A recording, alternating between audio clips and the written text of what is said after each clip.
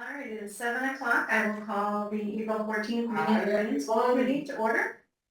Present we have Bill, Paul, Bonnie, Trace, Paula, Zach, Gavin, and it looks like we have Brandon and Steve online. If we can we, Mike, I think the chair of the search committee wanted to talk to us about the reserve fund, transfer for that. So can we wait until she arrives? She might join us in Zoom. Yep. Something else first? Yeah, why don't we go to Elm Street where we have the engineer here? I don't know if you know much about this project, but Never. Yeah. Refresh my memory. That's all I'm gonna do. Let's face it, refresh. So thank you. So I'm Steve Peterson with Weston Sampson Engineers. And as Mike said, or as we've alluded to, I'm sure you're quite familiar with this project and where it's been. So we are here tonight about the scaled down version that we had talked about before, and that is the article that is being presented for the special town meeting. So I just have a few slides just to remind you of what the revised version is. And basically what it is taking out all the gravity sewer and the pump station that was on Elm Street and Miller Terrace. So the scale down project is 4,500 feet of water main improvements on Elm Street, basically, the entire length of it from Reservoir to Main Street. And then 2,900 feet of force main, 4-inch force main, dedicated for the property at 47 Elm Street, running from where that property is down Elm Street, across Main Street, and down to Fillmore Drive, intersection of Fillmore and Pine Street, connecting into the existing force main that comes from the pump station that's at Eaton College, the town center pump station. So again, it includes no gravity sewer, no municipal pump station, and no residential connections to the force main, to the sewer. The budgeted cost of this project is $6 million.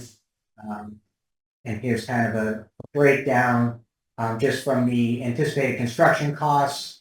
It breaks down, the project that we were talking about before with all the gravity sewer and the pump station. The sewer was like 75% of the cost. So that was a significant chunk of the cost of the project. So under this revised version, it's 2.7 million estimated and 1.3 million estimated for the sewer. 2.7 for the water, 1.3 for the sewer, and that's just the construction. So it's about 67% water work in terms if you break down the anticipated cost. And then when you look at the overall cost, we're estimating between $5.5 million and $6 million. That's why we're asking for $6 million.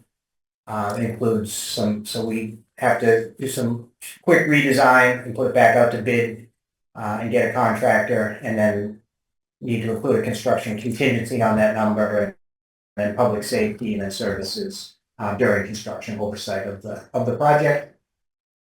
When we look at the $6 million, the big question is always how are we recovering that cost. So now the formula is we still have the grant, so the $3.5 million grant.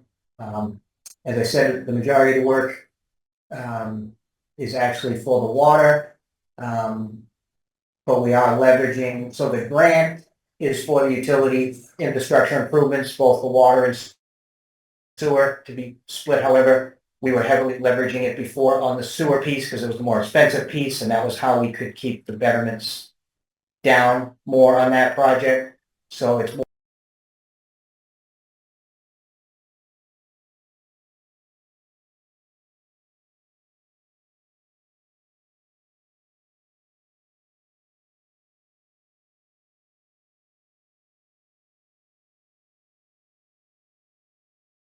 There will be a betterment assessment, and it is only to the, we can only assess a betterment to the property that is bettered by the sewer, which is 47 Elm.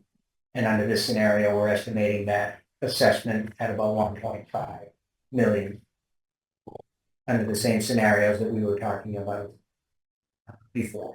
when we were talking about putting the heaviest of the betterment assessment on that property at 47.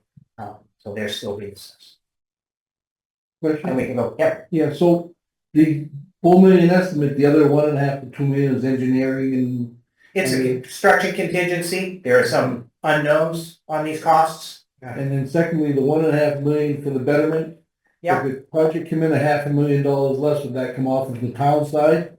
The It- betterment would it'll stay, be- or how would that? It'll balance approach it? probably off of both. It'll be balanced based on what the final costs are and the percent of the water versus sewer costs.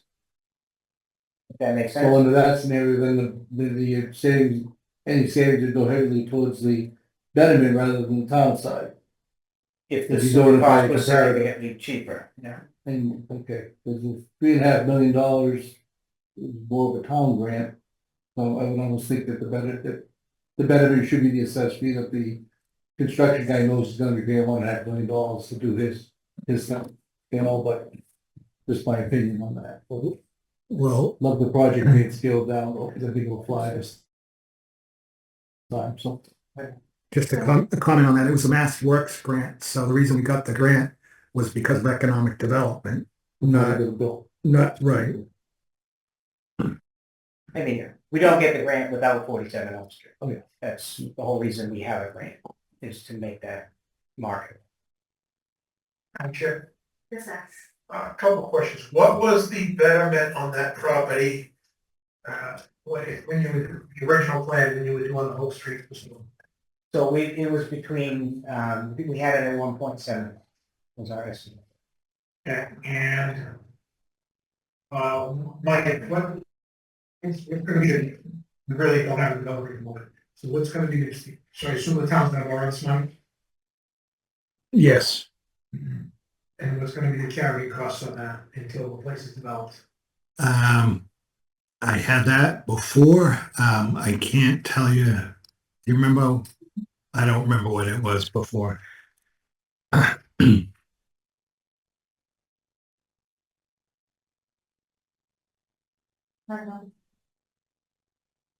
Did we have this bid before? We did, we had a bid, Okay, but that so, expired. so everybody's favorite topic now, tariffs. Yeah. Where are like the pipes and stuff made? I mean, they're mostly Here? in the US. Out of our material, out of foreign materials? Are we expecting this bid to go up even though it's a smaller project? So that's why we do have a contingency on it, because yes, it might go up Okay, based on the time, because we do have to go back up. We no longer have a price. thank you. It all depends what day of the week it is. I know. Okay, That's good, that's. Mike, what's the back taxes on that roughly? Roughly 500,000, a little on, between 4 and 5. I don't need that, but I love dessert. The person who's on Zoom to mute, please. So any developer coming in is already $2 million in the hole before they gonna shuffle to it.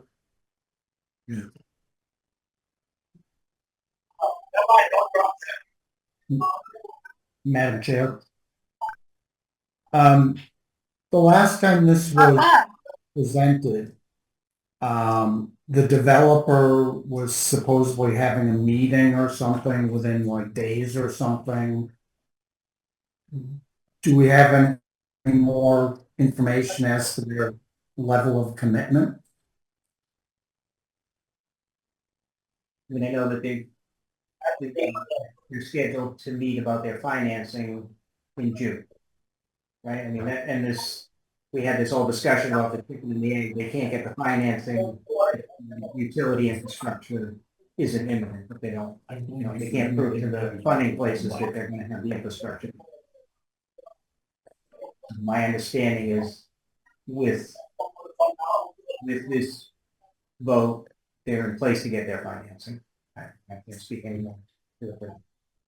Okay, But thank she talked a lot, and the spokesperson for the project, about how committed they are and how much they have already sunk into it. And I mean, years they've been at it, and they are clearly interested in moving forward. Okay.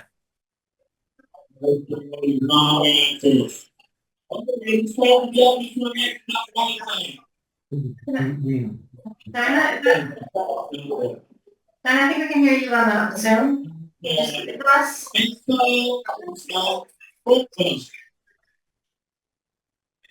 Could everyone mute, please? So we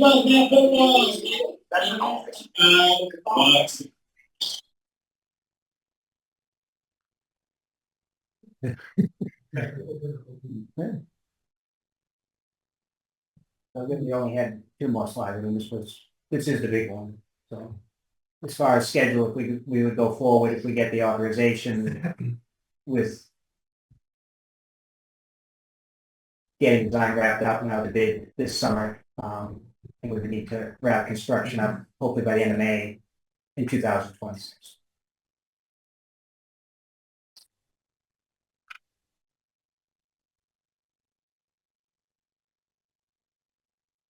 And a lot of the signatures, as far as why it benefits the town, the biggest issue being this truly is our last chance at that grant. It will expire on us if we don't get started. So if you're going to build this project, the grants are made. So that's what I can say. You don't have any questions? Is the actual excavation less because of the pressure main or because you got the water main going in as well? It's pretty much It the is, it is same. less, the pressure, I mean, between both the water main and the pressure sewer are shallower than what a gravity sewer is. Gravity sewer can't come up and down with the contours of the road, it has to continue. So that was the deeper, that's why it was a more significant piece of the cost.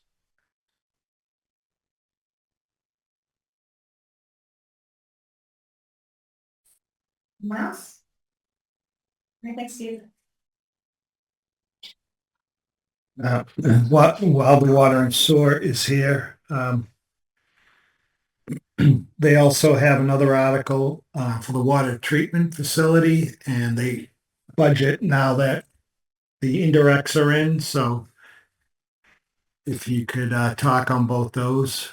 That not number mine, Article 8, the 175. Right above, yeah. Yeah. Right above the.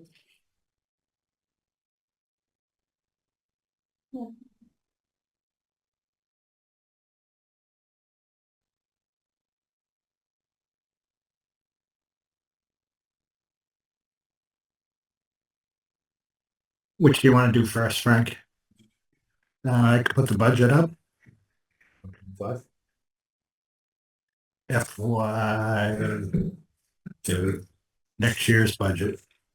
26. Yeah. Yeah. You think it's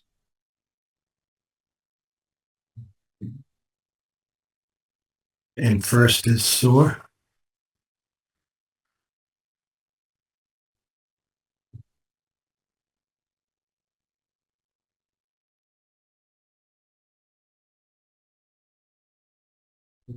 How many do 6 and 7? Water is Article 6 and the sewer enterprise budget is Article 7. So in the sewer enterprise budget, there's a slight decrease in the salary line item. Yeah, we had an extra position, I was seeing that was being funded previously, we are keeping the position, but we are not funding that position currently, right? You got to get close.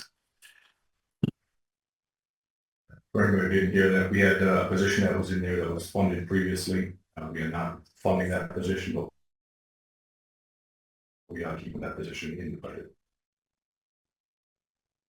And then the interfund transfer is $168,331.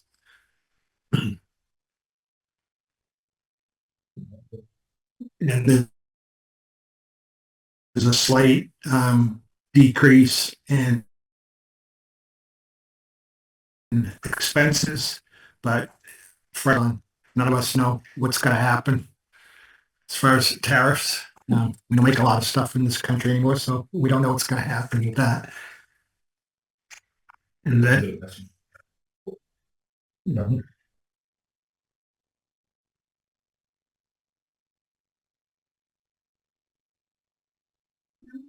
Madam Chair. So you're keeping the position in, but you're not funding it. Because you don't have a body. What if you get a body?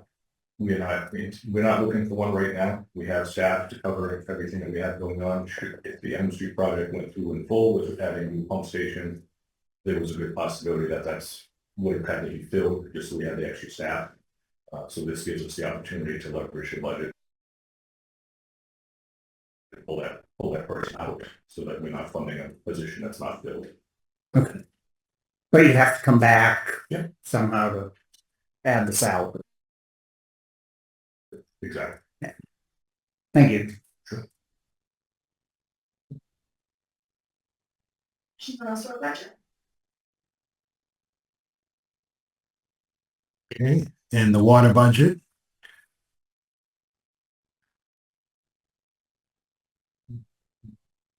The salaries are $1,293,072. And the interfund transfer is $590,915. And then expenses, $1,343,000. And then debt and interest, $1,848,684.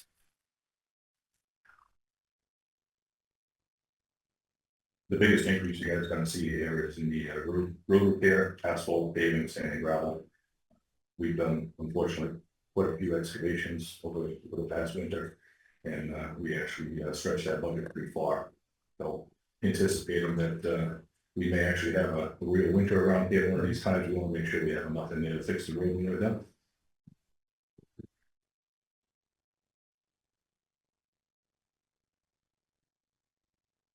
That's the one highlighted. Frank, I know that you, Madam Chair. Frank, I know that you, also assist the highway and the plowing and stuff. Is there a line item for that? There Because is not a separate Overtime or line for anything that. like that, is that just part of it?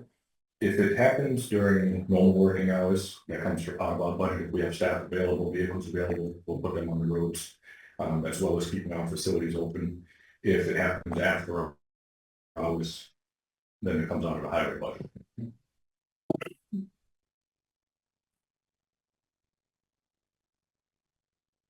And kudos for doing that, because he's having trouble getting contractors. It is difficult to get people to sign up to something that you really have no control over, and people set aside a day or a weekend or something and change their plans, and whether it happens or not, that's out of our control or Jared's control.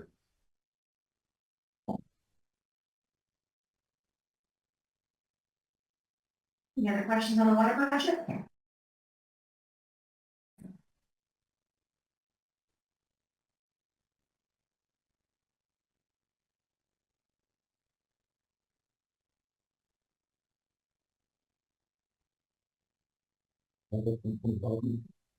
What's that? Do you have the amendment for FY 25?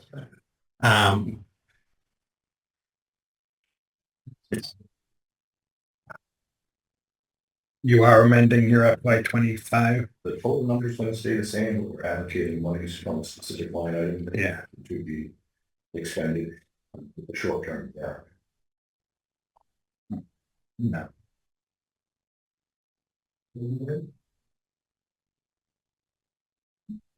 I don't have that.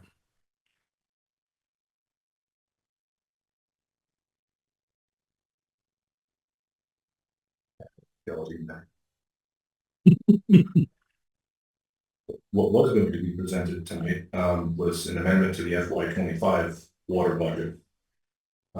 We have a payment that's due and a short-term interest that's due for borrowing. This is for two projects that are going to be borrowed in June.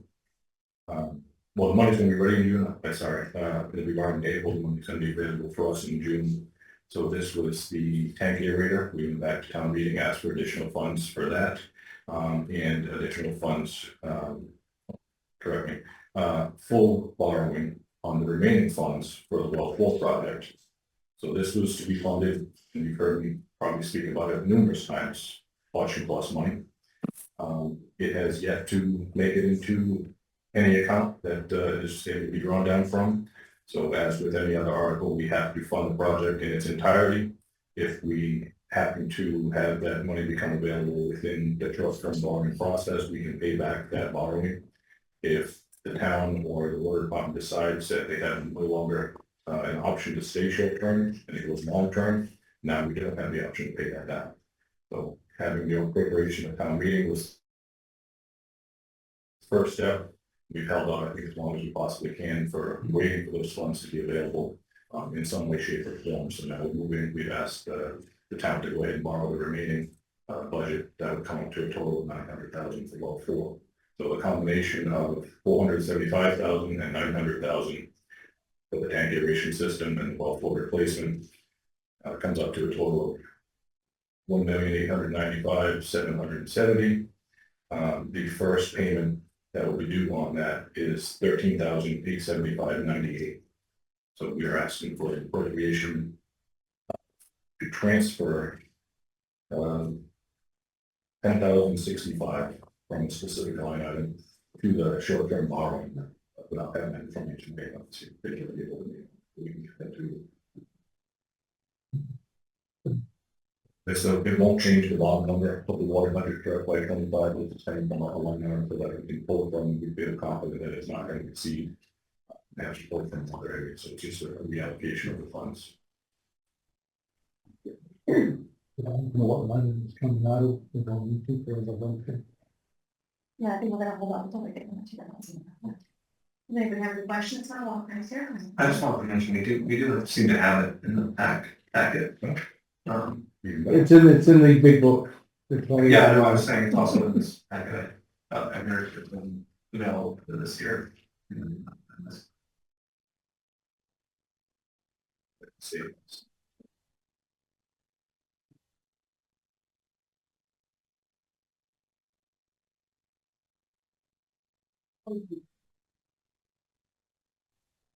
Whereabouts?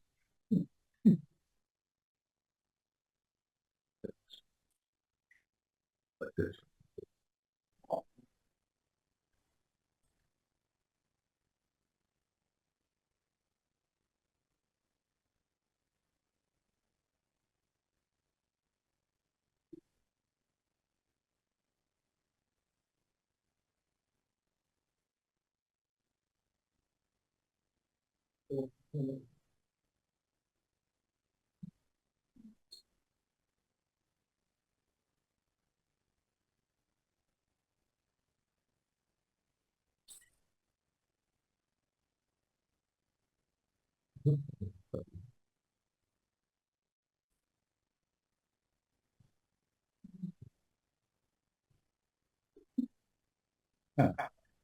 It's close. I don't know. I'm gonna do. Like the four. Like the four. I'm wrong. Like that. Like that. Like that.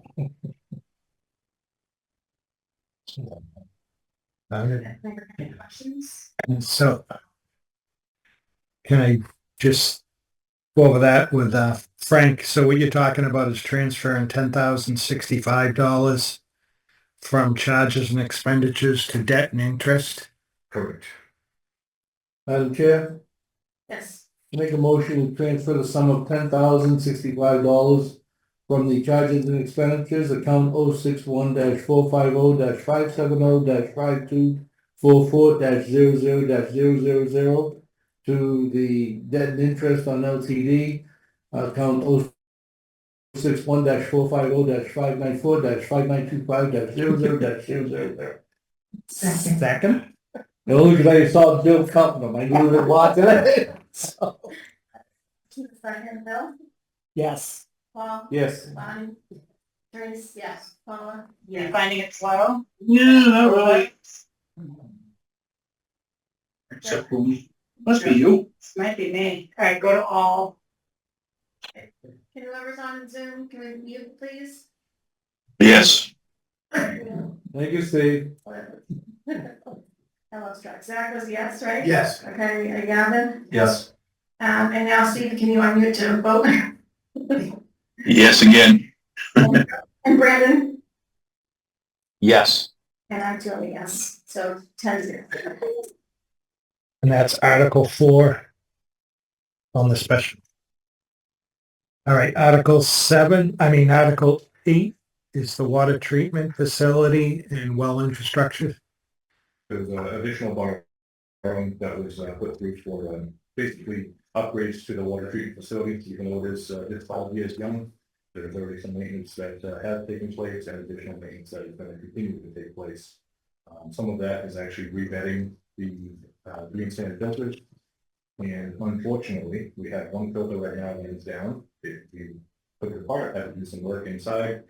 The green sand is one of those items that's sitting out in the harbor somewhere that they won't allow to come in because of that worry that we don't want to talk about. So until that is released, we're at their mercy. So we're operating on 5 filters right now. There is a potential we may actually take one other filter offline to do some maintenance on that and basically just transfer the media that's in that filter over, so we'll still be operating at 5 until that green sand becomes available to us. That's only part of the work that needs to be done there. There's some other pumps, motors, and maintenance on shafts and column pipes that needs to be done. So this is a start. This isn't going to be the full number. This is just a step in the right direction to get us into a maintenance schedule for that facility. What article's that, Mike? Article 8, and that's seeking to borrow $175,000 for this work. Frank, I don't know where it sits in. Are we doing anything with the PFAS? And we talked about that a little bit. We have a lot coming down in the next probably 2 to 3 weeks that you guys want to start hearing about. We're working with the engineers, working with Mass DEP for one or two different projects over a range of different items. PFAS isn't the only one, so we'll get into that because it's a long discussion. But I would say a multitude of changes will be coming forward required by DEP, and they do have some deadlines that are put on there, so we can work with the engineers. All doable at our existing plant? No, No. Never that easy, right? That facility was built for one specific purpose. It does it well. Anything else that was found after that, it's not designed for that. So there's going to be some changes that we require there, and possibly 2 other well sources that we have that aren't filtered right now. That definitely some changes coming. Probably added a lot more zeros, you got to say. Chair, Yes, Zach. I know I'm gonna probably sound like a broken record, but if we're not to your department, but to all departments, if this is a maintenance item, why is it maintenance in your regular budget? You know, the plant needs maintenance every year, every 5-year cycles. Why would we put these numbers in your budget as a yearly maintenance line item expense instead of doing separate items? These are for items that have come up unexpectedly. Moving forward. Moving forward, we'll work into a maintenance schedule. Some of this was unexpected. Some of the deterioration that we found on one of our backwash pumps is far more advanced than we had ever expected it would be for 5 years. So this money gets us moving forward, gets us into the start of that maintenance process where we're going to have one brand new pump, column, and motor.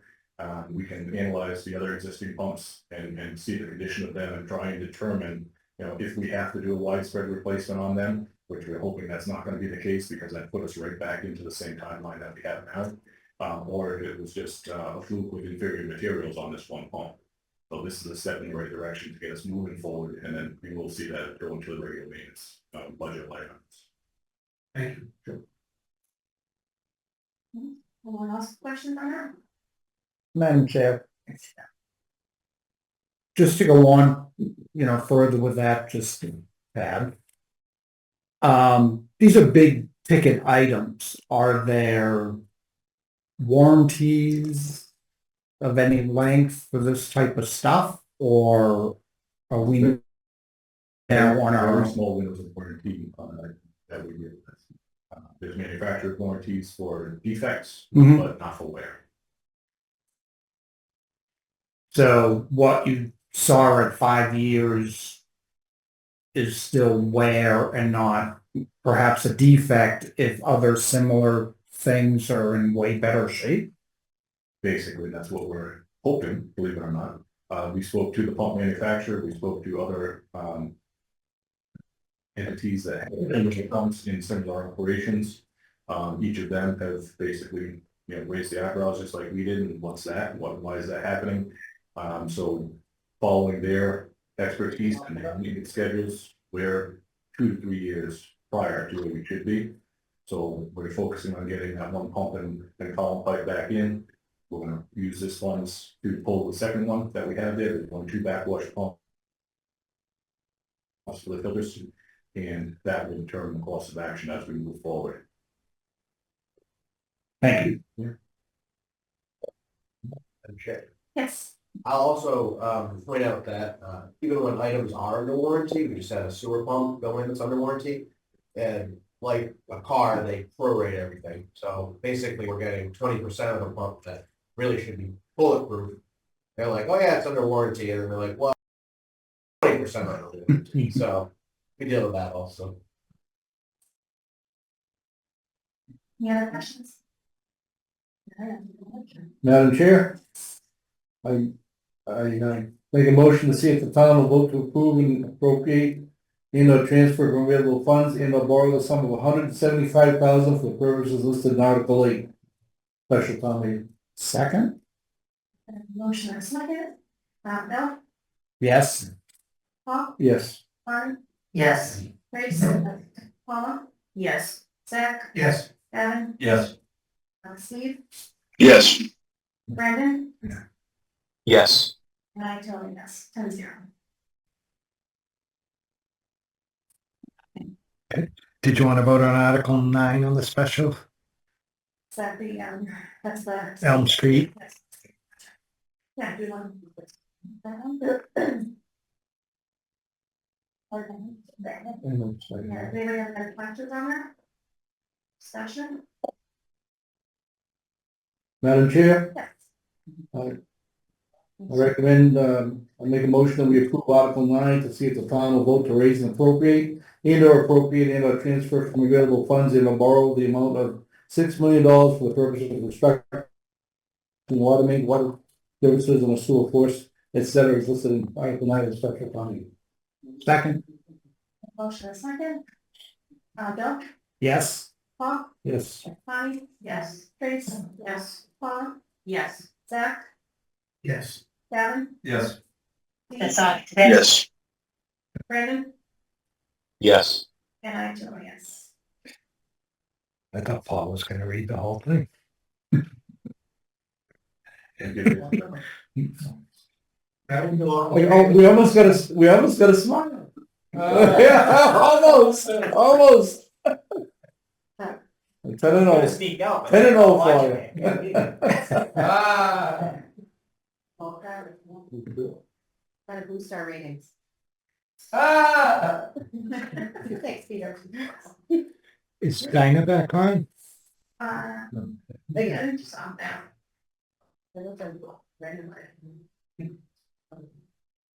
Mike, you did not vote on an Article 5 for the sewer? Did I give you the wrong number? With a 4. What was that? Oh, water or sewer? I meant- One was water enterprise and the other was sewer enterprise, which no vote on anyway.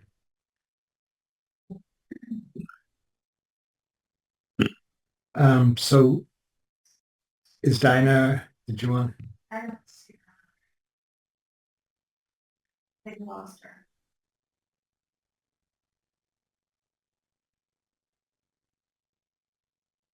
I think she's the one that was stuck on Zoom and then she self off. I don't know if you ever saw her. You know, call it all. No, it's been reserved. Want me- Okay. All right. Do we want to move on to Paul Di Giuseppe and 2 articles? Okay. You have something to present, or do you just, or do we just wanted to? I think I can do this presentation. Yeah.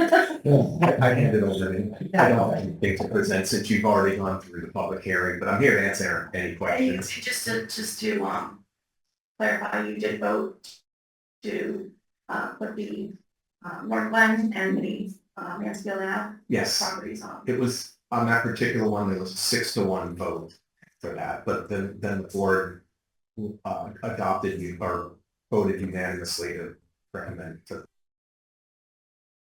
the warrant. Okay.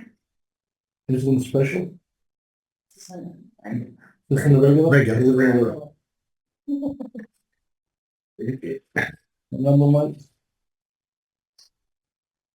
I thought Paul might have it memorized. question. Article 17. Right?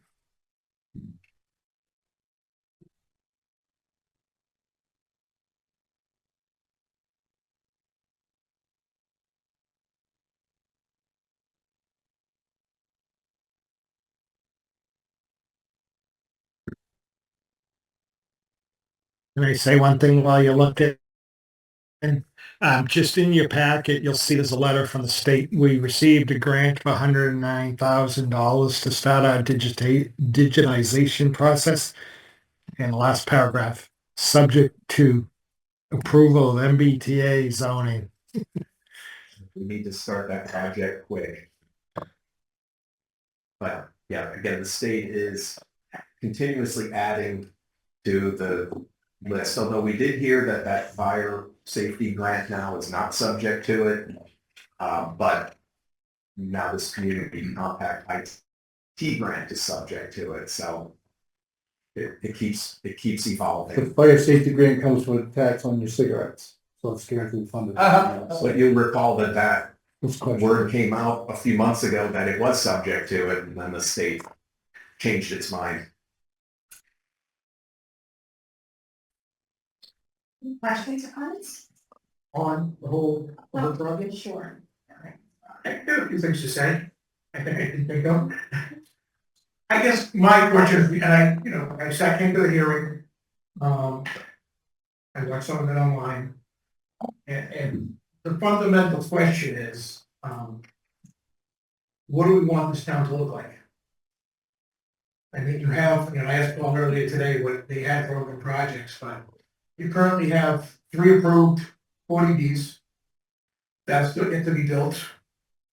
I believe it's Turtle Crossing on Newland, Strawberry Field on South Worcester, and Bay Road Heights that have been out there for a while. They were all expired. Is there, none of them are coming back? They're still on the books. I didn't know there was a statute of limitations. Yeah, they have an expiration date on them. Strawberry Fields is now a different project. It's not a 40B, but it does have an affordable component. But that was approved 5 years ago and updated a few times. Yeah, I didn't know if there was a statute of limitations on the 40Bs. But with that said, I mean, we just approved sewer for Elm Street, 150 units. You have 1 Dean Street that, who knows, the planning board hasn't approved these yet, but they're out there. They're looking to put 350 units on, where the rodeo was, up on North Washington Street. You got South Worcester Street, Dean Street. So what do you want this community to look like? I mean, did people really come here to make it look like Brockton with apartments all over the place? I mean, when is enough? And the grants are one thing, but that's a very minor issue compared to the overall picture of what you want this community to be. And that's a personal decision for everybody. I personally didn't come here. I come here to get out of the city, not to be in the city. And we just, all this building all over the place. With the state's forcing our hands, although they're making side deals with Middleborough and other places. And, yeah, we talk a lot about Mansfield, but I was reading in the Sun Chronicle just over the weekend that they're going to override on the books with the amount of, they have more industrial commercial space than any community around here.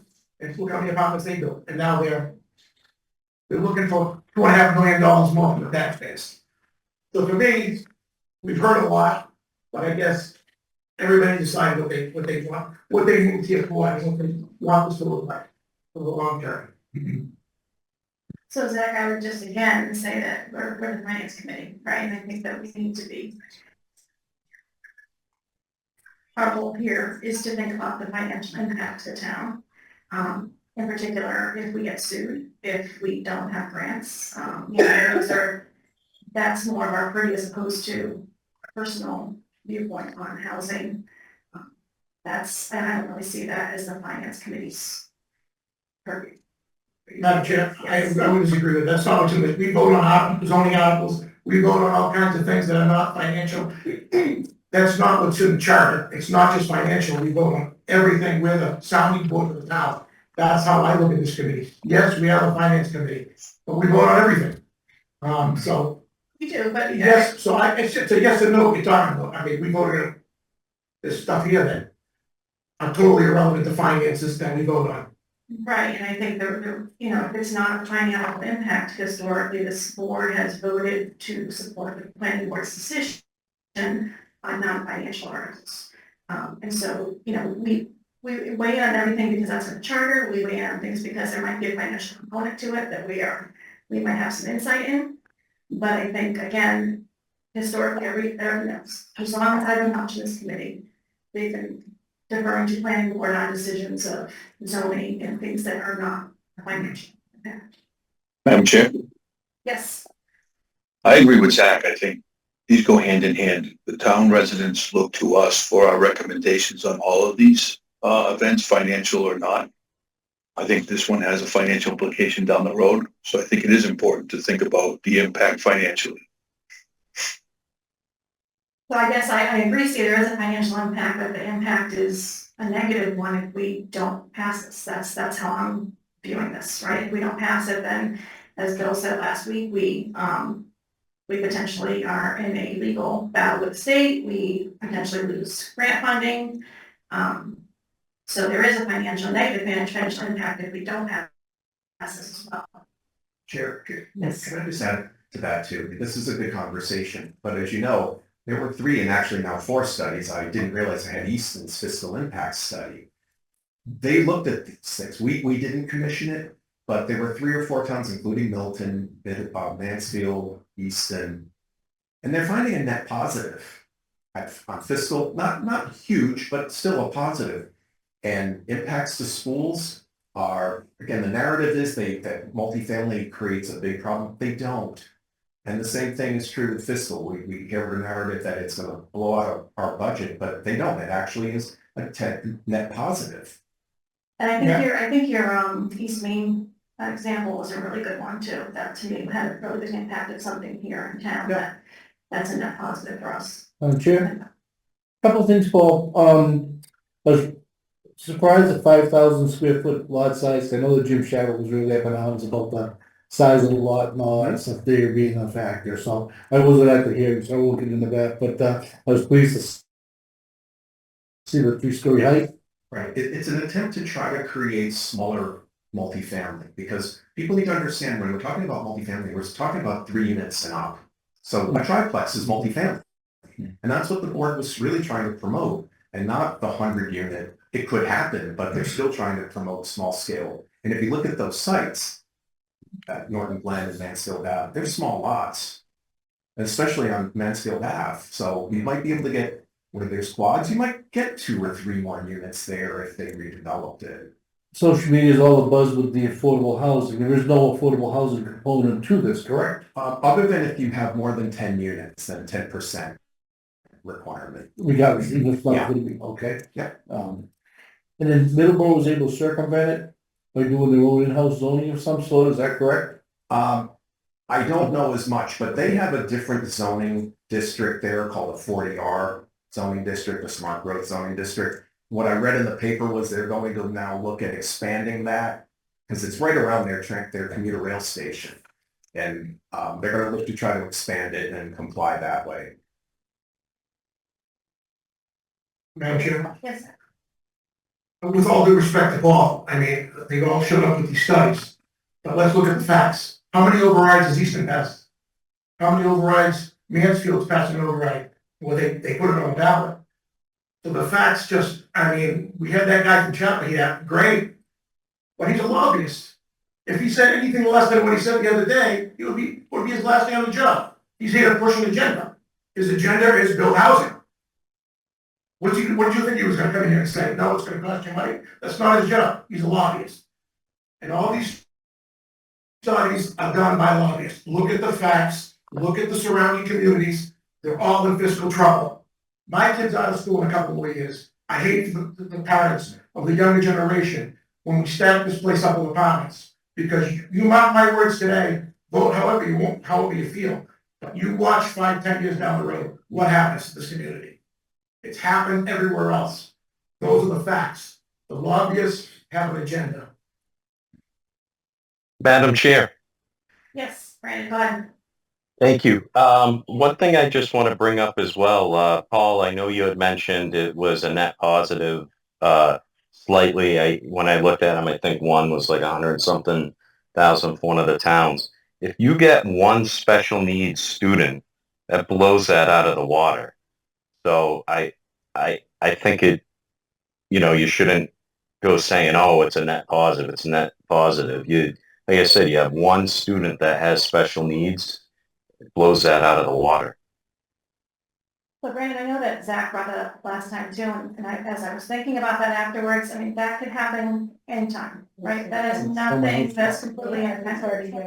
So, I mean, that, So the more residents, the more probability, isn't that correct? I think it can be any place, anytime. So it's not really, I don't think that's necessarily a big argument. I think these studies that were done were not, who was the one, they were independent studies, correct? It wasn't the gentleman who was here last. No, they were done by the towns, and I would say that if we had done one, my goal would be, what are the facts? I don't want an outcome, a specific one. If an outcome is it's negative, we need to know that. We want to make a decision based on that, and I have a hard time believing that those towns would authorize something knowing that it was wrong. It's not CHAPA or anybody else. I mean, CHAPA's an advocacy. That's why we brought them here, because they're experts on housing. Madam Chair. I think, Lord, do you wanna? Yeah. Okay. Is there enough, questions for Paul? I had a comment on something that was just said, I guess really quick. I just wanted to point out on the fiscal studies, as far as I read them, they're all talking about a per unit estimation, which was looking at, the current costs of the town. So as far as the probability of more expensive students coming to town, I think that was already reflected in the fact that, the existing numbers also reflect that probability. And so extrapolating from there should incorporate that, the way I read those summaries of those studies. I have a quick question. I think it would be for Paul. How many units total currently make up the Glen in the Mansfield Ave? So 150 units in the Glen. They're all affordable. It's Section 8 housing, so it's all deeply affordable. I have to look to see. We have the unit count currently, but I can get back to you. I can get it pretty quickly. I'm just curious as to like how many more units this could potentially create. Because right now, I know that Zach was just making reference to like not wanting to have a town full of apartments. But right. Currently on these properties, there are apartments. Yes. So I was just wondering how many more. I mean, I know we're with 750, right? Is the number. Well, that's a That's made up. That's a made up. That's made up. Yeah, that's if it And it's modeled, completely and even the modeling that you saw, the presentation we did, it's just assuming every square inch of that lot gets built. It's not true. That's not accurate information. We don't know exactly, but it's a lot less than what that model shows, because there are wetlands, there are lot sizes, and all sorts of things that subtract out. And that's why I think one good thing about these two areas, you wouldn't see substantially more than what's there now. They're already built. And so a lot has to happen for new things to happen in those areas. I mean, there's a small 1 acre parcel on Mansfield Ave that's vacant, but the rest of them are built, and other regulations would still kick in. So that's, it's been hugely problematic, this 750. That's a state thing. It's not real. But everyone holds that up as that's how many units are going to get built, and it's nothing has to happen. And it's unlikely we would ever see that. Yeah, thank you. I can, I think, answer that. I have your presentation from our couple of weeks ago. So Norton Glen's got 150 units according to this, 343 is what the model says, potentially. Obviously, as Paul said, that's a model, so that's 193 net new. That's in the Glen, and then at Mansfield Ave, we got 168 existing, 41 in the model, so that's 313, so that's like 510-ish, which is 2/3 of the 750 number. Madam Chair, Yes, sir. plus, nobody keeps in mind dozens of other projects that are out there, some that are in construction, some that are still before the planning board. You add it all together, you've probably got a couple thousand units roughly between all the projects that are out there.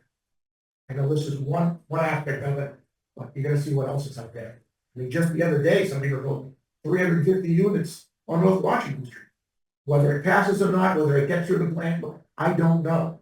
But there's a bunch of these projects all over the place. So add it all up, I think, people are concerned about grants and the financial aspect of it. I think that's peanuts. I think the state's gonna settle just like they did with Middleborough and other communities. I think it's, scare tactics, my personal view. I think the bigger picture is it's a net negative for this community. And that's all I'll say. Thanks. Yeah, one more thing. I'll tell you one more thing. Mansfield Ave is the only place of industrial you have left. That place, from my view, if you got sewer, that should be shops, that should be maybe, restaurants. I mean, once you take that up and build that up, where else do you go from here in regards to any kind of commercial development, in my view? I think that, and particularly Mansfield Ave, I would have liked to see the Tweed building down there, which is just another abandoned property. I would have liked to see Elm Street. Why would we put it over there? They're looking to put 150 units there anyway with the sewer project. So. Exactly, that point though, it's still going to be zoned industrial, and if you own a piece of property there and you're gonna develop it, you'd probably be better off developing it still as an industrial property rather than putting a house there or a. Do you see what they get for rents? None of these have to be affordable. Yeah. You see right next to McDonald's what they get for rents? They're gonna stack those up as many as. But it doesn't change the city zone, correct? It's still zone commercial, so those sites good, but most of those sites on Mansfield are residential. The point of building more housing is to lower that. It's funny when people against this project say Norton Links is so expensive.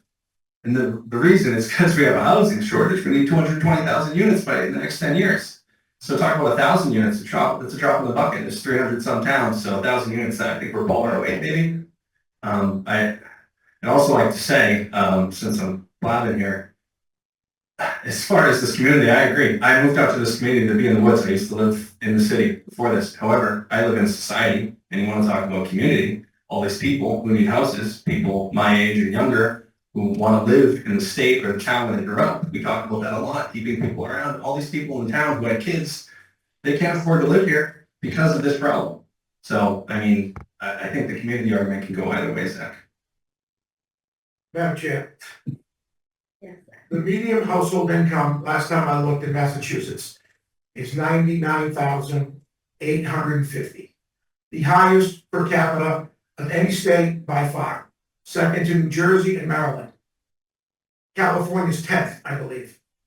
Rents aren't going down. You couldn't, if you filled every single lot in Norton, it's not gonna budge the needle. This is a nationwide issue. This is a dot in the hemisphere. You're not solving any world's problems here, trust me. All right, anybody else from the board have any questions for Paul? I got a lot more to say, but nothing. Thanks, Paul.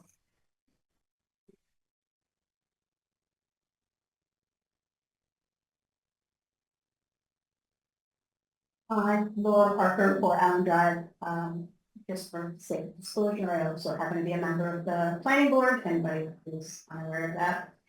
I'm not gonna reiterate a lot of what's already been said, to comply or not comply is not the question.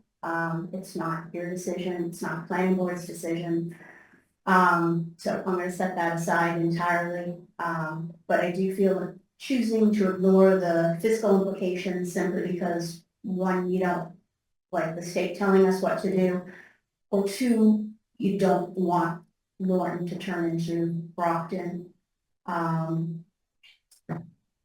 Isn't really acting in good faith as a member of FinCom. Nobody really wants Norton to look like Brockton. I'm on the planning board to make sure that we have acceptable, reasonable growth that is in line with the characteristics of this town and comply with the bylaw. Complying with the bylaw is actually harder than you think. You've all seen the economic impact analyses that the towns have done. Paul's provided them, he's referenced from. Unless somebody here is in possession of something that was independently sourced data that shows Norton would fare worse, then you're going on basically how you feel. Or maybe you're listening to, you know, somebody who has an agenda on Facebook and their only qualification is they have a keyboard.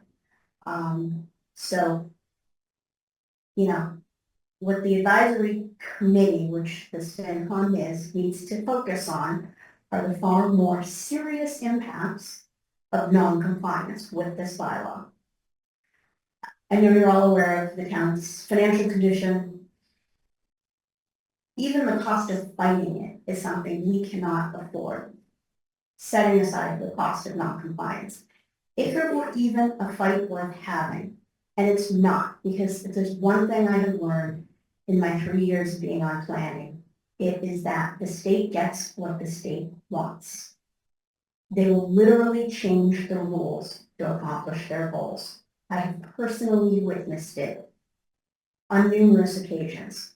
For example, they reclassified every single fly-by-night solar company as a public utility solely because towns were legally able to reject a solar farm plan. They said, all right, we'll get around it. They're now a utility. You can't fight it.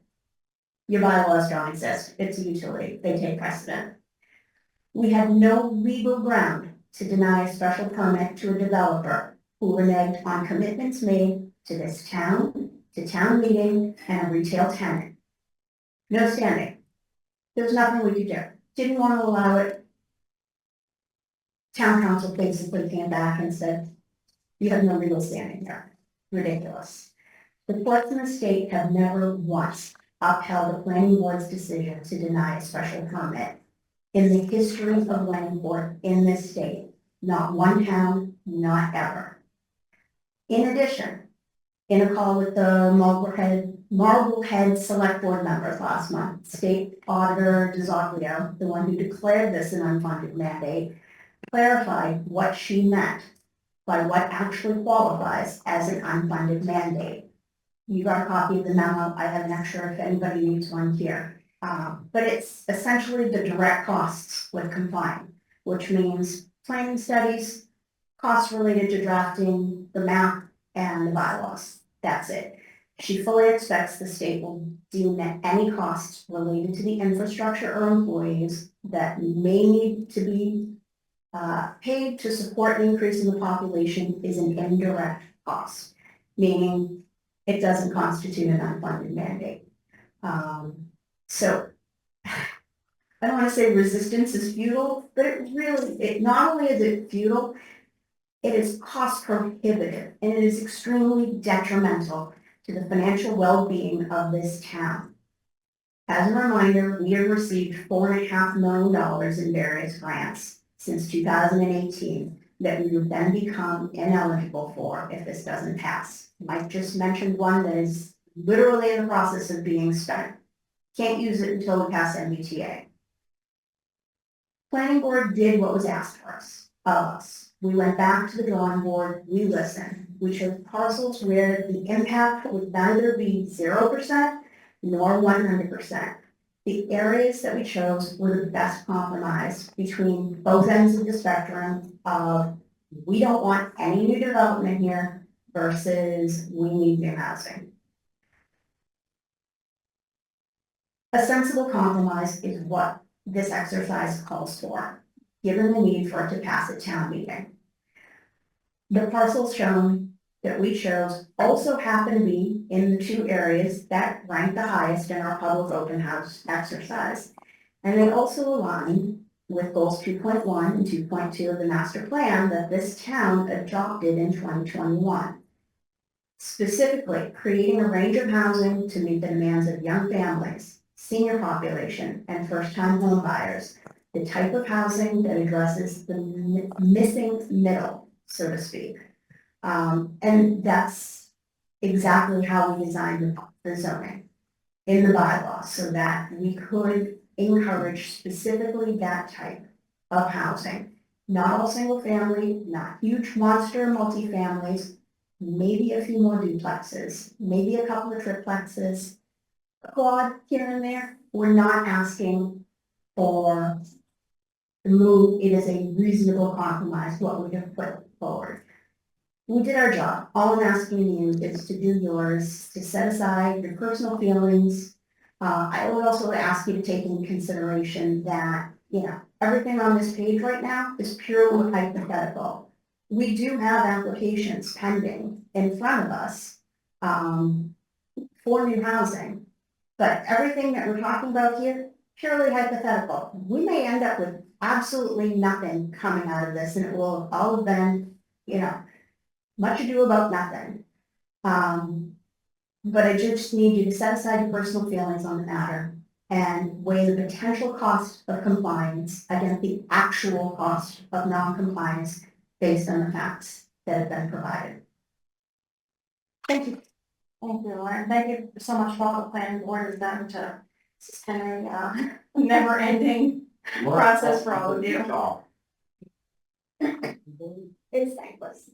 Anything about that. If anybody else have any questions or comments? Madam Chair, Yes, Brandon. could Paul or Mike just clarify something? I keep hearing 4.5 million the town has been given in grants, but I thought that included the 3.5 million for the Elm Street project. So, I mean, technically we haven't been given 4.5 million. We've gotten one, right? Well, we've received 10 or 11 grants. You're correct, though. One of them was 3.5 million, and then the other million plus was 9 or 10 other grants. So if this fails at, town meeting, then we've only gotten 1 million in grants, not 4.5. Right? I'm understanding you, Brendan. The money that we have for Elm Street is secured no matter what we do. But the next time we But the next time we apply for Mass Works, we would be told no. Okay. Thank you. Madam Chair, Yes, sir. just to follow up on that, were any of those grants, the million that's left, fire grants that have been excluded? No. Thank you. Forgot what I was gonna say. Madam Chair, Yes. I'd like to make a motion that we endorse Article 17 as presented by the planning board. Second, A second, any further discussion? All right, so Bill? start there, Mike. Yes. Paul? I believe the townspeople should have a chance to vote on it again, so I'm gonna say yes. Bonnie? Yes, Grace? Yes. Paul? yes, definitely. Zach? No. Gavin? Yes.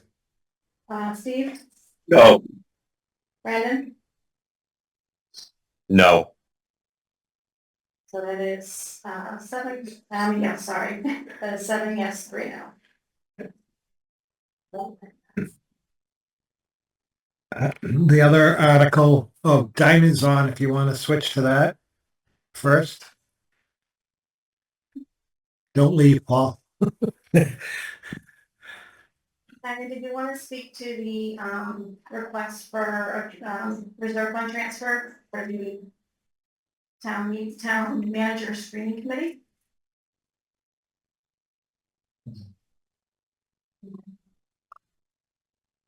Hello, Dinah?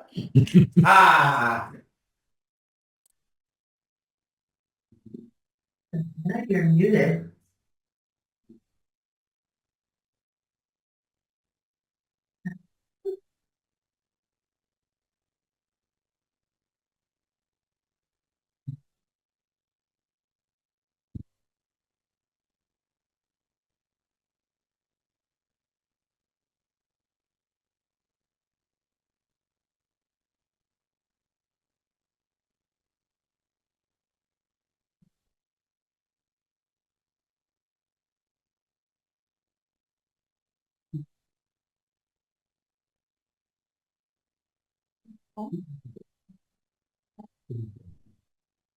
Maybe Zach can speak to it. You wanna go that route? I can. Sure. Who's our rep? So- It's on that, it's able to you join in after. I think her concern was, I believe, the search committee, met and voted unanimously to request $20,000, from this, finance committee, in transfers, for the search of a town manager. That's to do background checks, to run ads. We don't know what the costs are gonna be. I mean, it was up to that, and whatever was not spent would be put back into free cash. And I think the request came through as $6,000, and I think she had a question on that. Diana, I think, are you unmuted? Excuse me? Yeah, did you want to add to that at all? I'm sorry, I believe I missed the first part of it. Zach was just explaining that the committee voted for $20,000 a request for the transfer. Yes, I'm sorry, I was out of the room at the moment. Yes, the committee voted as a unanimous that it would be a $20,000 request for a reserve fund transfer. That would cover the cost of advertising and for background checks. If we did not expend that, of course, it would go back, but this is what the committee voted unanimously. I just asked Diana where the number came from, and where did the 20,000 what comprised of that? It was comprised of what we thought that we might need. We were unsure, so the recommendation was to go a little bit high. If we didn't need it, of course, it would be returned. We had thought that hopefully we could bring it in probably within 10 to 15. The cost of the background checks was unsure. We want to be able to do a thorough background check on a possible new town manager. And that was what we thought we would need. Any other questions? Madam Chair, Yes. why is the request for 6,000 now? I think that's my point. Yeah. I don't remember how it got to 6,000. I think I'll say generally, the discussion I thought was that is the 20,000 going to be spent by June 30th? Otherwise it goes away. So I wasn't quite sure. Yeah. I had a conversation with Michelle, and she had suggested 6,000. I reiterated to her that the committee vote unanimously was for 20,000. I realize that if we don't spend it, it will of course go back. Our intention is not to spend that much, if at all possible, but that was the unanimous committee vote, and that's what I decided to go forward with. Madam Chair. Yes. Mike, don't we have, I know, trying to replace the town manager, is a little higher level, but don't we have a standard procedure of looking at people who apply and whatnot for jobs? So isn't part of that already covered in our budget? I'll be honest with you. I was asked how much we spend on background checks. We don't spend anything We because don't do any. we do a CORI is free, Mm. and then a SORI is free, and then we would check out it's references that people give, and then also check out people that should know this person that isn't listed as a reference. You have the internet, so you Google people, you check their Facebook profile. Same thing that if you pay someone, they're going to do. We don't have the FBI go knock on someone's door and say, can we talk to you about your neighbor? No, we don't do that. So what are we paying for? I guess that's what I'm a little lost on. Based, Madam Chair, for you, based on the, we met with town council, based on the advice of the attorney, and talking to a couple of members who've done this a few times, like Mr. Fernandez, who's been on 4 search committees.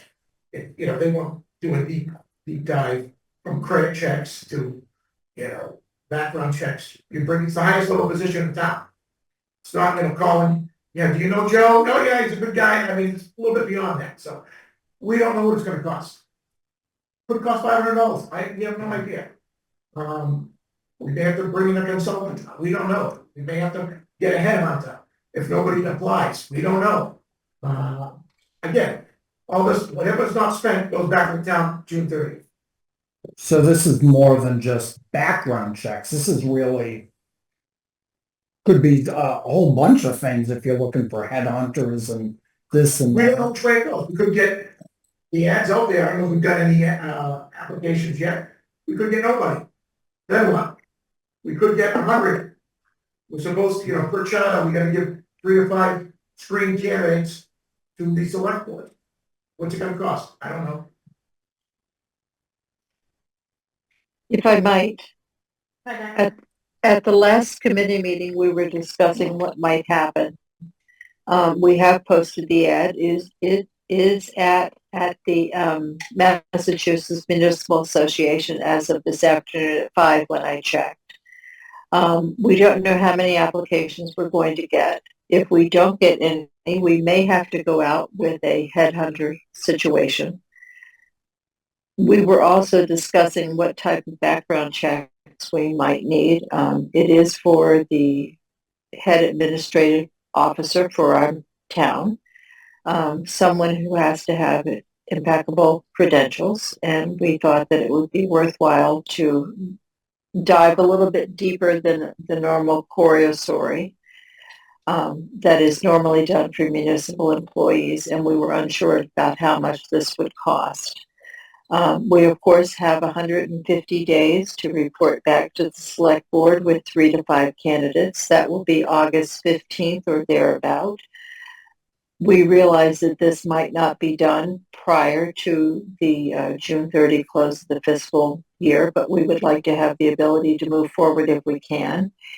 If it goes past July 1, of course, we will be back for a reserve fund transfer to make up for the amount that we would think what we would need.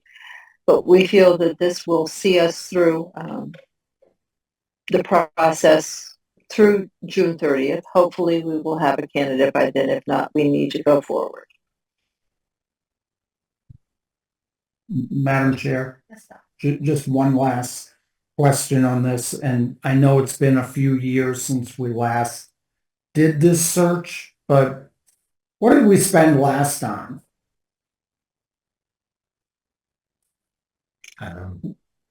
That I am unsure of. Mike, do you have a sum for that? I don't. That was in 2010. It has been 15 years, so I assume that the price has, of course, increased instead of decreased.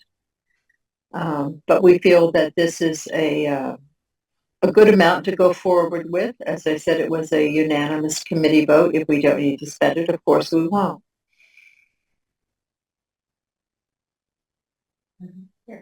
Zach, you mentioned there's a member on the committee who's been through a couple of these searches Mr. Fernandez, yeah, 4 of them. recently. Did you Well, have I've been here numbers? since 2010.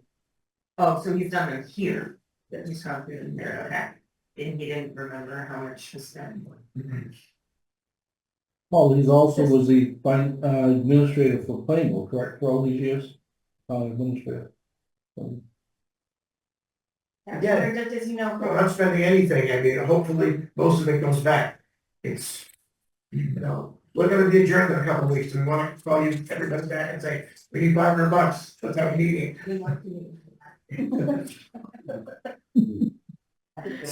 Madam Chair? Yes, Paul. So the transfer request was for 6. We have 60 left in the account with 2.5 months to go with any of the departments. I'm not sure, Mike, have you heard any stuff from any other departments? The request is 20. The request is 20. So we're gonna amend the. Well, that's what they're.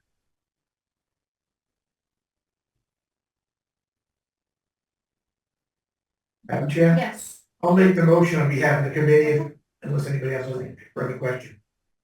Go for it. I'd like to make a motion to amend the ask for the town search committee, the $20,000, from $6,000 to $20,000 And this is from the reserve fund. from the reserve fund. And what's the balance in the reserve fund? 60,000. 60,000. Second, Motion second. Any Madam, further discussion? Just a question, what account is that going to? If you don't have the town manager streaming account, what is the account number? I didn't know what account number that was. What account's that? The town manager? 5302 much? You're gonna make me check.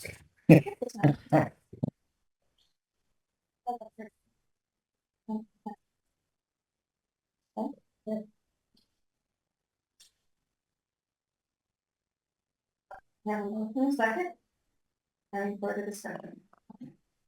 Bill, yes. Paul, Yes. Klein, Yes. Trace, yes, Paula, yes, Zach, Yes. Gavin, Yes. Steve, Yes. Brandon, Yes. and I'm Tim. Silence. Madam Chair, I'm sorry, I maybe missed something. I thought we just amended the ask, are we not voting on the actual request itself? Wasn't that what I was asking what you was? Did I misunderstand something? I was required 2 votes. I'm not saying that. I just, Yeah, probably the does. motion was, I think we need to vote again. So I make a motion that we now approve the transfer request from the reserve of $20,000. Second, Bill, yes. Paul, Yes. Klein, Yes. Trace, yes, Paula, Yes. Zach, Yes. Gavin, Yes. Steve, Yes. Brandon, Yes. and I vote yes. Thank you very much. Madam Chair, Yes, Steve. just one thing on this search. If we could get breakdown of the expenses incurred when this is all said and done, we appreciate it. Oh, of course. Anna. Zero now. So far it's 0, but I will be happy to give you a detailed expenditure. That'd be great, because I know these things, it won't be 0 for much longer. Thank you for your support. We want to go to the other reserve? Okay. Is there someone? For help? So this is for $2,400 for vehicle maintenance and repairs. In addition to the necessary repairs and preventive maintenance on the electric vehicles, it was necessary to replace batteries for all 3 of the Volts. And he does not have enough money in that account right now. She's on that? Madam Chair, Yes. I make a motion, we approve the requested amount of $2,400 for the Board of Health for vehicle maintenance and repairs. Second, From reserve. Motion second, Bill, yes. Paul. Yes. Klein, Yes. Trace, yes, Paula, Yes. Zach, Yes. Gavin, Yes. Steve, Yes. Brandon, Yes. I vote yes. All right. We want to go back to Paul on the other article. Sometime you want to go home tonight? Paul, So this is on the recodification, Article 3. It's been going on for about a year now, I think. Yeah, we hired Attorney Bobrowski before Paul came back to work on our zoning. We noticed a lot of the zoning that we had was outdated, and we got a grant and hired the consultant to work with us on that. So here to answer any questions since you went through that presentation as well. No additional costs, Paul, for the town at this point, just get it passed through town meeting? It's all uphill. Okay. Questions on that?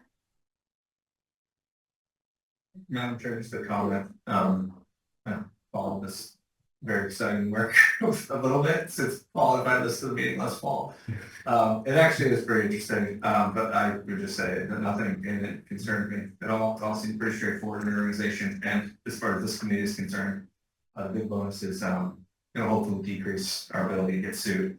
Obviously, initially you change the legal document, maybe you increase it in the short term, but the goal is to decrease it. So hopefully that proves to be true. So I think it's straightforward endorsement from my side.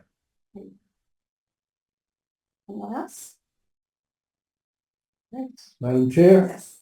make a motion that we, approve Article 3 as presented by the, planning board. Second?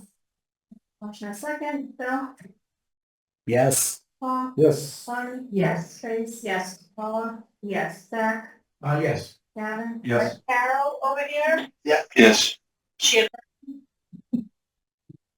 Brandon, Yes. and Joe, yes. What was the count?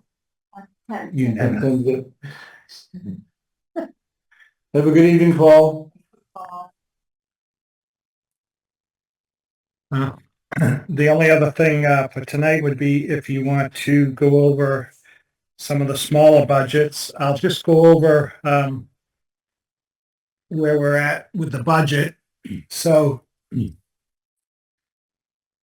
in order to do a 3% budget, we will need to use $1,517,308 from free cash.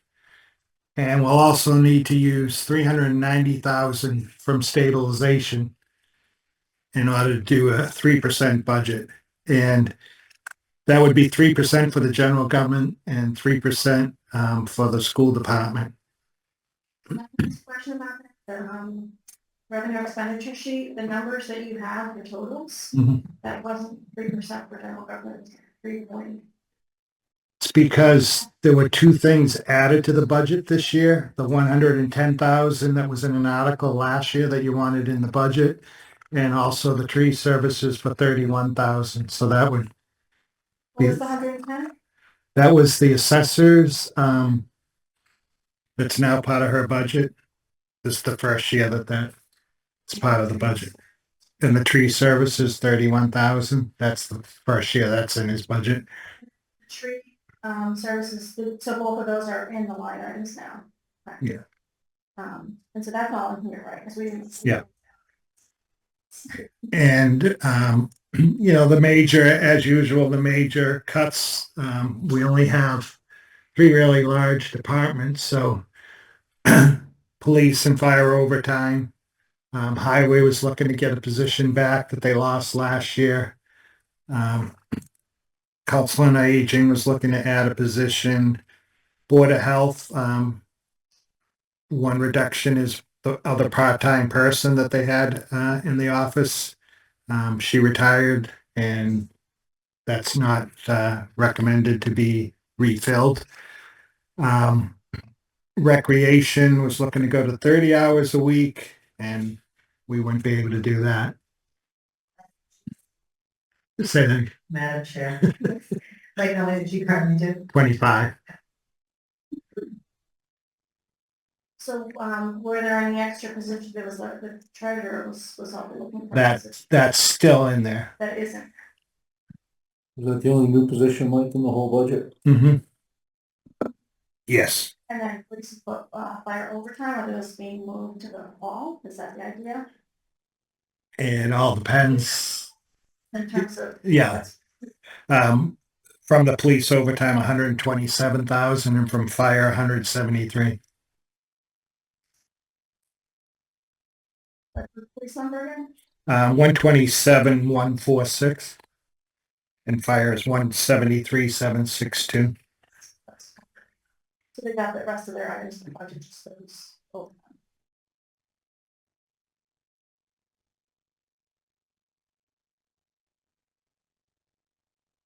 Their expenses were cut as well, Mike, correct? Yes. The fire had a pretty hefty cut.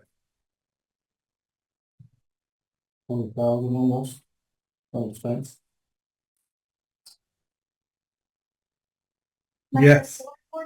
Review any of the budgets? at all? No, this is just, they have not yet. So just to give you a perspective, for the schools, from their request, that's a reduction of, $696,562. And for the general government, $873,923.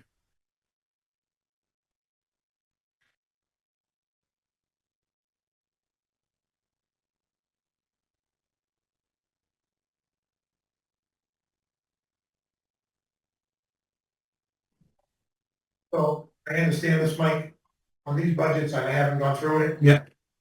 You're adding a position for the senior center, yes or no? No, No position for the senior center, you're adding, is there any other position gonna be added? the only one that we, talked about earlier is in the treasurer's office, the part-time, person in that office. That's it. Yeah. And you're still using 300,000 from stabilization? Yes.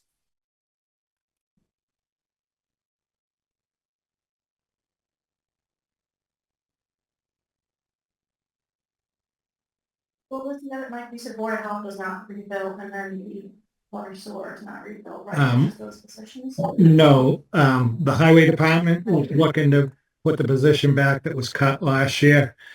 And, the Board of Health was the part-time assistant that he had. Madam Chair, question for Mike. Was that right that when the highway came, they wanted 2 positions? Yes. And that would be the difference between the request and the recommendation is the one, okay. Thank you.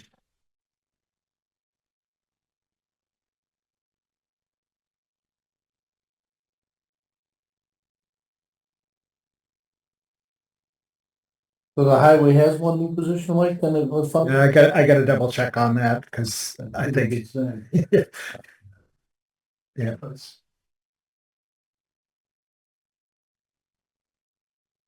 Because they should, so I'll make sure on that.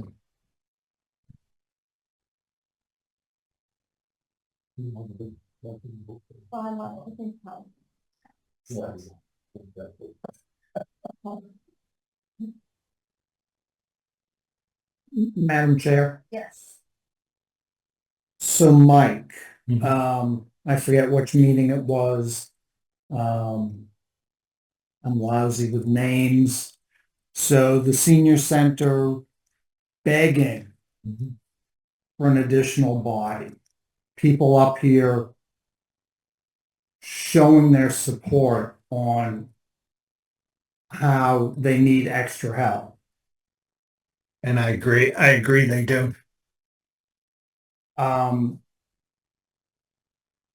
how can we not? I guess if you want to circle back in this conversation to what kind of town we want to be in, then how can we not? I guess is my question. Bill, I've been looking at the archives of Peter Channel archives there. It took place March 17th. Madam Chair, Who's that, Brandon? yes. Go ahead, Brandon. So I guess just to respond to that is, we're almost 2 million in the hole at 3%. The school's gonna be underfunded from, compared to their budget by, it was 600 and something thousand, so people are gonna get laid off, but we wanna hire someone as well. Doesn't add up. Not a good look, not being responsible as a town, right? We're gonna hire someone, but people are gonna get laid off. I'm not saying I don't agree that they need help, but this isn't the time.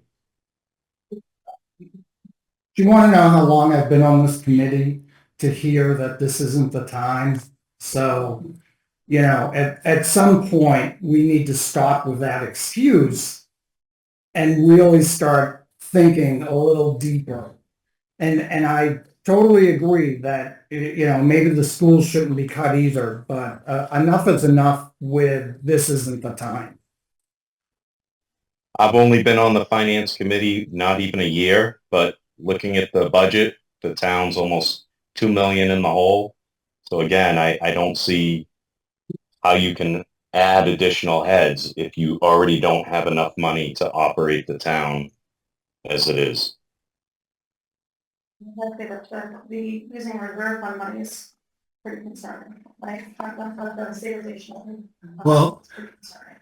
If I could make a comment on that, it is concerning, but if you remember back last year, my recommendation was to put 1 million into the stabilization, and it was amended to 1,500,000. So, I mean, we knew this was going to happen. Madam Chair. Yes. Mike, does James have any more information about what we may be getting with the excise tax and turnbacks and that sort of thing, what free tax might look like this summer, and what we might be going into for the fall town meeting?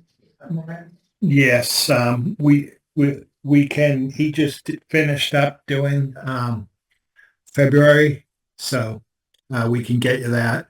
The problem you have with the excise tax, what is gonna happen?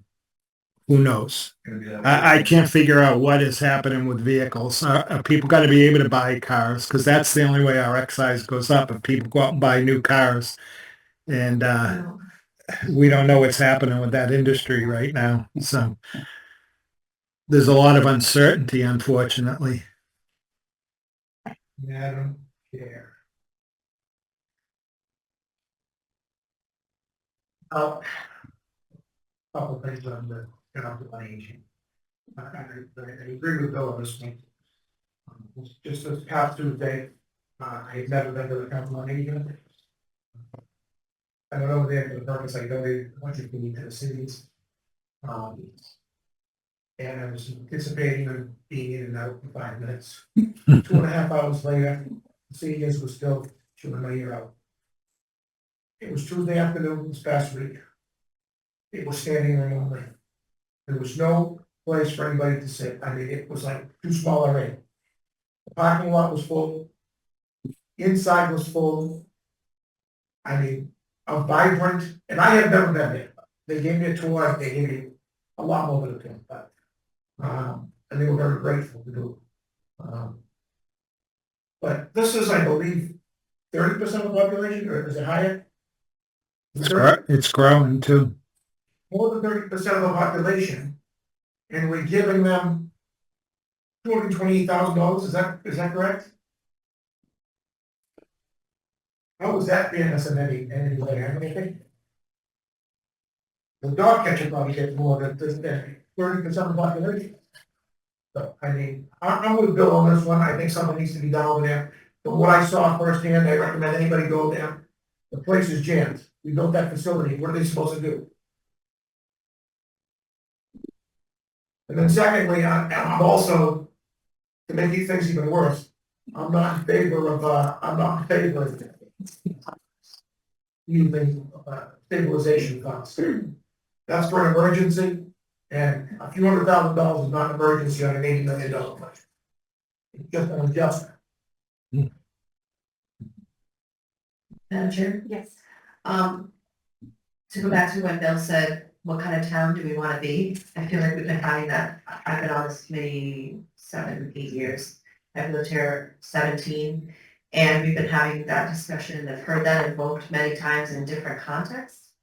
And I'm absolutely, I think this is devastating for, not devastating in the sense that they'll cease to exist, but in terms of what Beth and everyone who attends the senior center would like to do there, but it's what everyone decided they wanted when they decided they don't want to vote for an override again and again and again and again. That's my opinion. So people have their own priorities, I think, and they would go into the senior center and say, this is, horrific that we can't get more people to work here, or people who really matter. And the same is true for I don't remember the number, 12, 14, 16 teachers that ended up being cut or personnel that ended up being cut from the schools. That's on top of what was cut 7, 8, 9 years ago, when Fields overrides its past 2 years in a row in 2016 and 2017. Yeah. And, I've seen, I remember talking about how the police department hasn't had an increase in the amount of staff they've had since the early 90s or mid 90s. Every department in general government, as well as the schools, has taken so many hits in the time that I've lived here. And when we ask what kind of town we want to be, we make that decision if we don't fund our government. So we made that decision. People said it loud and clear, and I'm afraid this is when it comes to roost. It's very sad to me, because this is not the only area that's lost or is losing again. So that's the town that people decided they wanted to be overall, in terms of community, is my opinion.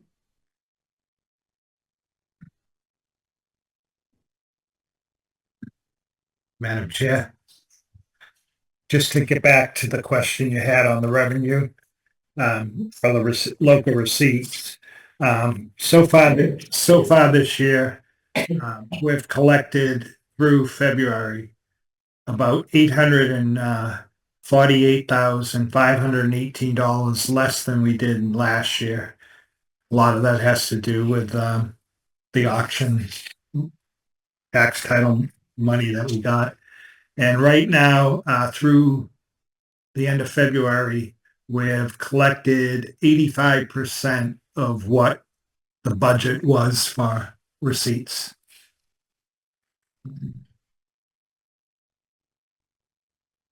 So, Mike, I think I brought this up before, the question of, I know it's not guaranteed, sorry, that we're gonna add to police and fire, in the fall, but I feel like it's been almost a guarantee because we've done it every single year.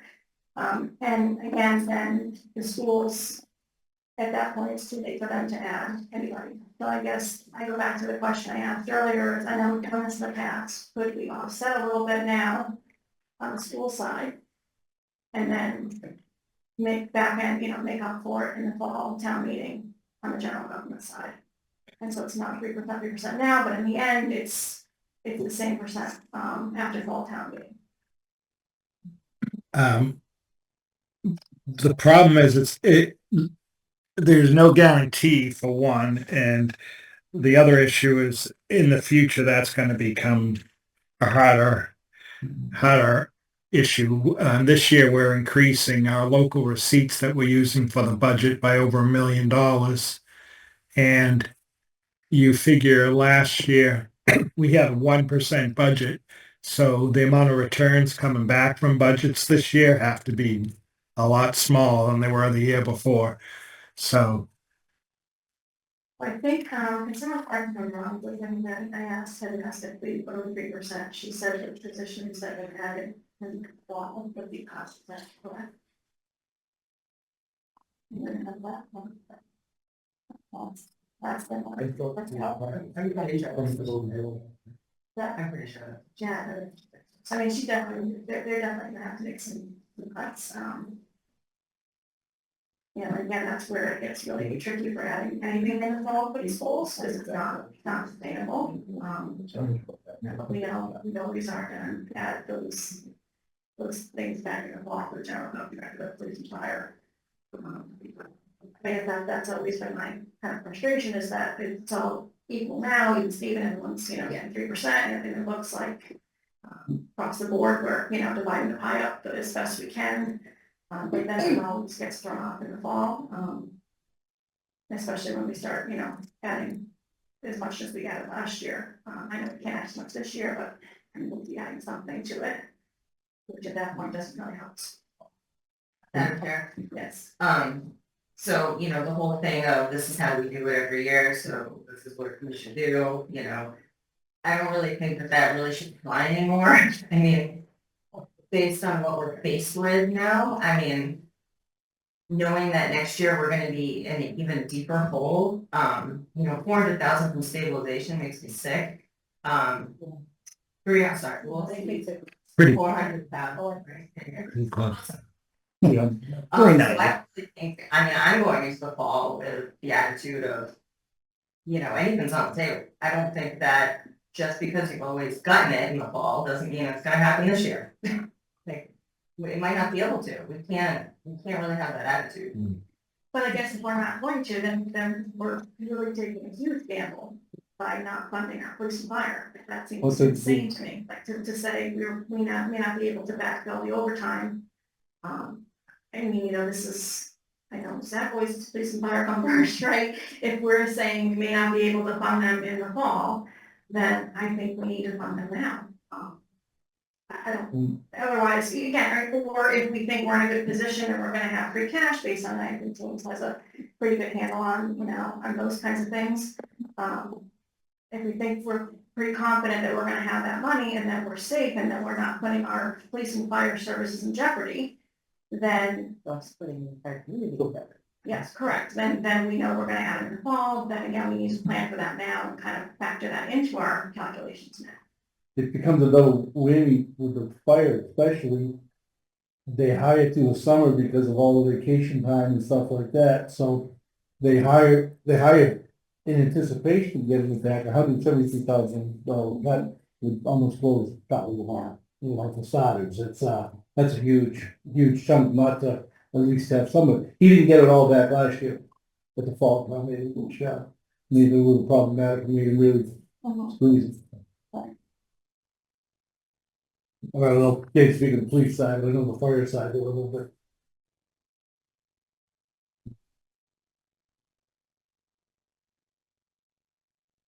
Any other questions? The other, if there's no other questions on that, we can each talk about whether we're gonna, meet next week, and I think given that our public hearing is the week after, and just got this lovely present, of things to read. I'm thinking we need to meet next week to kind of go over the details of all of this, but obviously it depends on if we are gonna have form, so. Other people. Don't talk to that. Are we looking at Wednesday instead of Monday, is Let's that do the? it, yes. Yeah. So, okay. Wednesday. I'm good to go on Wednesday, Bill? Yep. That's good.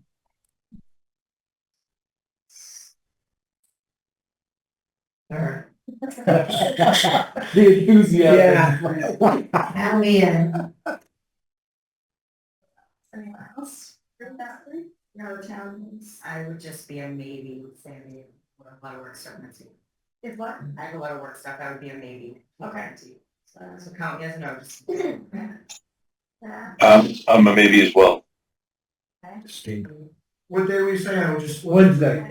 Sorry. Wednesday. Third. Either I'll be here or I'll be on Zoom, one of the two, depending on. Okay, so you're a yes then, either way, right? God willing. Dragon, you're a yes? Yep. I'm a yes, 1, 2, 3, 4, 5, 6, that's 6. Oh, Brandon, I didn't ask. Did I hear you? Yeah, you can put me as a yes. Okay. Alright, so Kevin, Steve said he's late. Alright. So, well, I think it's, I think Also, we have to make sure we're not notified. yeah, that's what I'm listening, if you got that. Next week. Ideally, that's my December, yeah. What was that? You gonna be here Wednesday night? I guess I can. Yeah.